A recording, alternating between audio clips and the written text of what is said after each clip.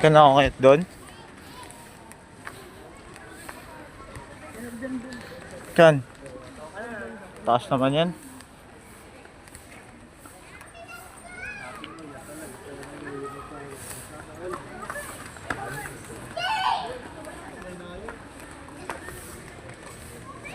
Si Mama Mary.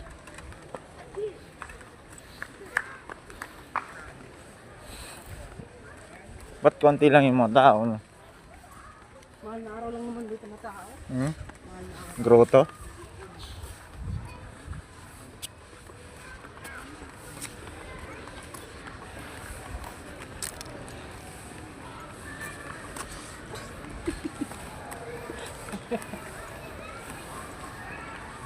Dapat dapat tayong pagkain.